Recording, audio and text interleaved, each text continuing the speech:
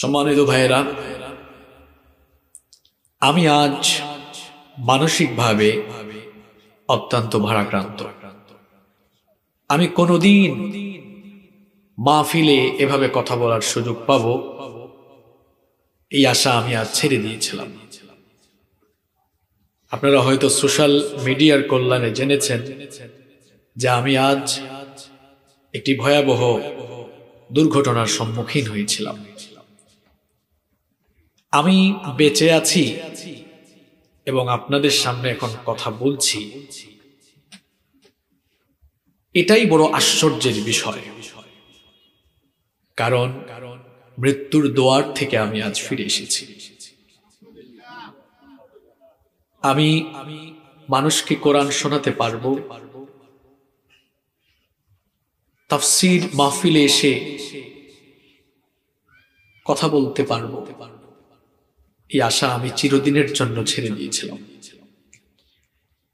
মৃত্যুর দুয়ার থেকে ফিরে এসেছি আমি। মৃত্যুকে যেন স্বচক্ষে দেখে আল্লাহর অপার অনুগ্রহে আমি ফিরে এসেছি। আমি আমার জীবনে এমন ভয়াবহ দুর্ঘটনার শিকার কখনো হইনি। আজ বাদ জোহর আমার মাহফিল ছিল মহেশখালী উপজেলার ধলগাটা এলাকায়। মাহফিলে যাওয়ার জন্য কক্সবাজারের যে ৬ নম্বর ঘাট আছে, নিশ্চয়ই আপনারা সেটা চিনেন, জানেন সেই ঘাট সম্পর্কে। তো সেখানে ওখান থেকে কিছু কমিটির ভাইরা ৩ জন ভাই এসেছেন আমাকে নিয়ে যাওয়ার জন্য। আমার সাথে আমার ২ জন সফর সঙ্গী ছিলেন, আমি আর আমার সফর সঙ্গী ২ জন, আমরা ৩ জন, আর ওনারা ৩ জন। এই ৬ জন আমরা মহেশখালীর ধলঘাটায় মাহফিলে যাওয়ার জন্য ১২টা ৫০ কিংবা ১২টা ৫৫ এরকম টাইমে ৬ নম্বর ঘাটে স্পিড বুটে আরোহণ করে আমরা রওনা করি। তাও আপনারা অনেকেই হয়তো জানেন যে ৬ নম্বর ঘাট থেকে ধলঘাটায় স্পিড বোটে করে যেতে প্রায় ১.৫ ঘন্টা বা তার চেয়ে কিছু বেশি সময় লাগে। তো আমরা যখন রওনা দিলাম ৩০-৪০ মিনিট স্পিড বোট চলল এবং শান্ত নদী দিয়েই স্পিড বোট চলল। আমরা দেখলাম আমরা যখন যাচ্ছি সামন থেকে অনেক স্পিড বোট আসছে, চলাফেরা হচ্ছে, আশেপাশে কিছু ছোট ছোট নৌকাও আমরা দেখেছি। হঠাৎ করে স্পিড বোটের চালক যিনি ছিলেন তিনি রাস্তা পরিবর্তন করে ফেললেন, পরিবর্তন করে অন্য একটি পথে যাওয়া শুরু করলেন। আমার সাথে আমাকে রিসিভ করার জন্য যে কমিটির ভাইরা এসেছিলেন তারা স্পিড বোটের চালককে চট্টগ্রামের আঞ্চলিক ভাষায় জিজ্ঞেস করলেন। আমি তো ভাষা বুঝি আলহামদুলিল্লাহ, কারণ এই চট্টগ্রামে আমি এক যুগের মতো আছি, সুতরাং আপনাদের ভাষা আমি আলহামদুলিল্লাহ বুঝতে পারি। তো ওনারা জিজ্ঞেস করলেন যে তুমি রাস্তা চেঞ্জ করছো কেন, এদিকে কোন দিক দিয়ে যাবা? সে তখন বলল যে আমরা যদি এই দিকে যাই তাহলে একটু তাড়াতাড়ি চলে যেতে পারবো, সামনে একটা মোহনা আছে, ওই দিক দিয়ে আরেকটা রাস্তা দিয়ে আমরা চলে যাব।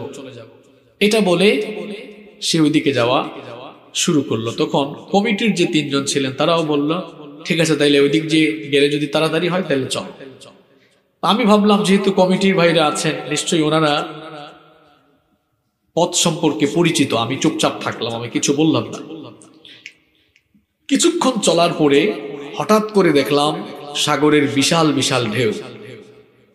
আমি সামনে বসা ছিলাম, এজন্য স্পিড বোটের চালককে বললাম যে আপনি কোথায় যাচ্ছেন? এখানে তো সামনে বিশাল বিশাল ঢেউ দেখা যাচ্ছে, মনে হচ্ছে সামনে গভীর সমুদ্র, এদিকে যাইয়েন না, ঘুরাই ফেলেন, অন্য কোনো দিকে যান। সে আমাকে বলল হুজুর আপনি মনে হয় সাগরে কখনো আসেননি, আপনি ভয় পাবেন না, সামনে একটা মোহনা আছে, এই ঢেউ এগুলো মানে তেমন কোনো ক্ষতি হবে না, কাছে গেলে দেখবেন এগুলো ব্যাপার না, আমরা ওখান থেকে মোহনায় গিয়ে দেখবেন ডান দিকে একটা ইয়ে আছে, আমরা ওইদিকে চলে যাবো। আমি বললাম ভাই প্লিজ আমার এখান থেকে দেখেই ভয় লাগছে, আপনি যাইয়েন না। সবচেয়ে বড় কথা হলো যে কমিটির যে 3 জন ভাই ছিলেন তারা বারবার নিষেধ দিয়েছেন যে তুমি ওইদিকে যেও না, ঘুরিয়ে ফেলো। আরেকটু সামনে যখন গেলাম ভয়াবহ অবস্থা দেখলাম। একদিকে 8 থেকে 10 ফুটের বিরাট বিরাট ঢেউ, সাগর তখন উত্তাল, এবং ডানে বামে সামনে পিছনে একটা স্পিড বোট নাই, একটা ট্রলার নাই, জাহাজ নাই, কিচ্ছু দেখা যায় না। সামনে পিছনে ডানে বামে শুধু পানি আর পানি, আর বিশাল বিশাল ঢেউ। 8 থেকে 10 ফুটের ঢেউ আমি জীবনে কোনোদিন দেখি নাই। বিশাল বিশাল ঢেউ আসা শুরু হলো। 2-3টা ঢেউ এমন ভাবে আসলো যে আমরা 6 জন লোক বসা ছিলাম, সবাইকে ভিজিয়ে দিল। স্পিড বোটে পানিও হয়ে গেছে কিছু। প্রত্যেকেই তখন জোরে জোরে চিৎকার করে আল্লাহ তাআলাকে আমরা ডাকছিলাম। আমি আপনাদেরকে যে কথাগুলো বলছি আমার কলিজাটা এখনো কাঁপছে, আমার শরীরে জ্বর চলে এসেছে এই ঘটনায়। আমার সাথে 2 জন সফর সঙ্গী ছিলেন, জায়গায় প্রস্রাব তারা করে ফেলেছেন। চিন্তা করেন মানুষ কোন পরিস্থিতিতে থাকলে তার এই অবস্থা হয়। তখনও আমরা বলছি এখনো ঘোরাও, সে ঘোরায় নাই। আমাদেরকে চুপ থাকতে বলে সামনে আগালো, এবং একটু আগানোর পরেই তার ইঞ্জিনটা নষ্ট হয়ে গেল। এমন অবস্থায় বারবার ঢেউ আমাদের উপরে আসছে এবং স্পিড বোটে পানিও হয়ে গেছে কিছু। আমরা যখন দেখলাম এখানে আমরা নির্ঘাত মৃত্যুকে আলিঙ্গন করতে যাচ্ছি, আমরা সবাই কালেমা পড়ে নিলাম, মৃত্যুর জন্য প্রস্তুত হয়ে গেলাম। আর উপরের দিকে হাত তুলেছিলাম এরকম যে কেউ যদি আশেপাশে ট্রলার থাকে দেখে যেন এগিয়ে আসে।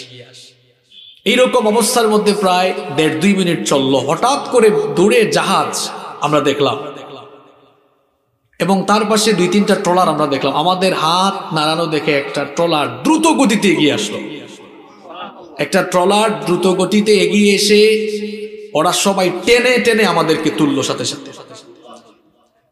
আসলে ওই ট্রলার আসতে যদি আর 1-1.5 মিনিট দেরি হতো, নির্ঘাত আমরা মারা যেতাম। আজ হয়তো আপনাদের এই মাহফিলে আপনারা খবর শুনতেন যে হাসিবুর রহমান বঙ্গোপসাগরে নিখোঁজ হয়ে গিয়েছে। হয়তো আজ মৃত্যুর হেডলাইন আমার হয়ে যেত। তো ব্যাপারটি ছিল এমন, আমি যেন বঙ্গোপসাগরে আজ আল্লাহ তাআলাকে দেখেছি এবং মৃত্যুকে দেখেছি। ভুল বুঝবেন না আপনারা যে আল্লাহকে কি হাসিবুর রহমান সরাসরি দেখে আসছে নাকি? আল্লাহ তাআলাকে দুনিয়ায় দেখা যাবে না, কিন্তু আল্লাহ তাআলার ক্ষমতা, তার কুদরত আর তার রহমতকে আমি আজ হৃদয় থেকে আমি ফিল করতে পেরেছি। একদিকে আল্লাহর কুদরত, আল্লাহর সৃষ্টি, অন্যদিকে এই কঠিন বিপদের সময় আল্লাহর সাহায্য, এটা আমি আজ হৃদয় থেকে ফিল করতে পেরেছি। অপরদিকে মৃত্যু যে মানুষের জন্য কি ভয়াবহ হতে পারে এবং মৃত্যু মানুষের কতটা কাছে, সেটাও আজ আমি ফিল করতে পারি। স্পিড বোট চালক সহ আমাদের সবাইকে যখন ওই ট্রলারের ভাইরা ট্রলারে উঠালো, তখন ট্রলারের এরা বলল যে হুজুর আপনারা কি এদিকে ঘুরতে আসছেন? আমরা বললাম যে ভাই আমরা একটা মাহফিলে যাচ্ছিলাম। কোথায় যাবেন? ধলঘাটা। স্পিড বোটের চালককে তারা বলল যে মরার কি শখ উঠেছে যে তুমি ওনাকে নিয়ে এদিকে এসেছো, জানো না সামনে কি? এবং ট্রলারের চালক বললেন যে আপনারা যদি আরেকটু সামনে আগাইতেন আপনার আজকে মাছের খাবার হয়ে যেতেন, লাশও পাওয়া যেত না। সেই কঠিন অবস্থা থেকে আমরা যখন ট্রলারে উঠলাম তখন অনেক বিরাট বিরাট ঢেউ, তখনও আমার পুরো শরীর কাঁপছে। আমার সফর সঙ্গে যারা ছিলেন তখনও আমরা সবাই আল্লাহ তাআলার নাম তখন স্মরণ করছি।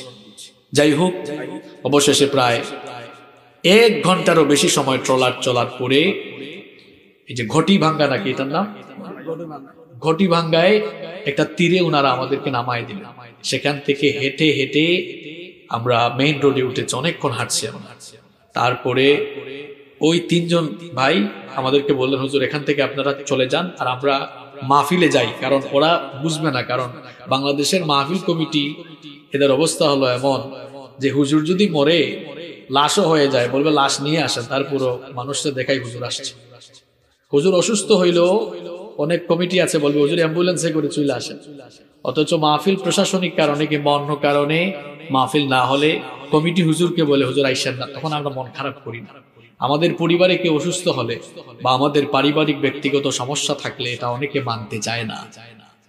আমি বললাম এটাই ভালো হবে, আপনারা চলে যান, বাস্তবতা ওনাদেরকে গিয়ে আসলে বুঝাবেন। এই পরিস্থিতিতে তখন 4:30 বাজে, 3 ঘন্টা নেটওয়ার্কবিহীন অবস্থায়, মোবাইলে নেটওয়ার্ক নাই, কি যে পেরেশানিতে আমরা ছিলাম এটা ভাষায় বোঝানো সম্ভব হবে না। 4:30টায় যখন আমরা এখানে ঘটিভাঙ্গা এসে একটা সিএনজিতে উঠলাম, বুরকঘাটা মনে হয় জায়গার নাম, বুরকঘাটায় আসলাম একটা স্পিড বুটে করে কাঁপতে কাঁপতে। সন্ধ্যাবেলায় মাগরিবের আজানের সময় আমরা হোটেলে আসলাম কক্সবাজারে।